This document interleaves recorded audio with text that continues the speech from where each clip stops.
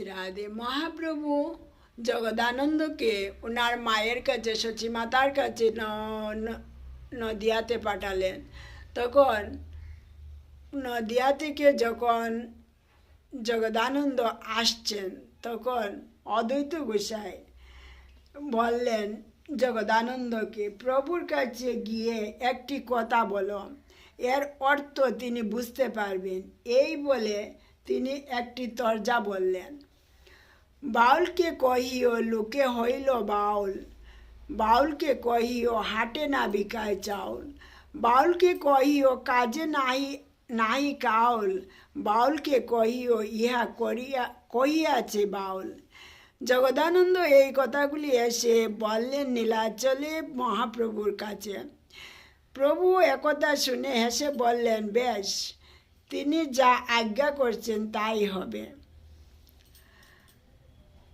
এদিকে একথা শুনে সব ভক্তগণ বিস্মিত হলেন, কেবল স্বরূপ গোসাই কিছু বিমনা হলেন। এর কয়েকদিন পর থেকে প্রভু দ্বিগুণ উন্মাদ ভাব বেড়ে গেল। শ্রী রাধিকা বললেন, এইভাবে সবসময় বলতেন, আরও বেড়ে গেল আগের চেয়ে, এখন অনেক ভাব বেড়ে গেল। তখন ললিত মাধবে সেই শ্লোক বলা হয়েছে। শ্রী রাধিকা বললেন, হে সখী, কোথায় সেই নকুলচন্দ্র কৃষ্ণচন্দ্র, কোথায় শিখিপুচ্ছ বিভূষণ, সেই কৃষ্ণ কোথায়?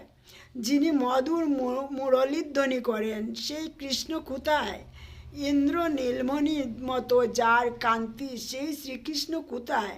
আমার জীবন রক্ষার একমাত্র মহৌষধ, সেই শ্রীকৃষ্ণ কোথায়? হায়, সেই অমূল্য নিধি আমার পরম বান্ধব, সেই শ্রীকৃষ্ণ কোথায়? দিক দিক সেই বিধিকে যে এমন প্রিয়তমের সঙ্গে আমার বিচ্ছেদ ঘটালো। জয় শ্রী রাধে।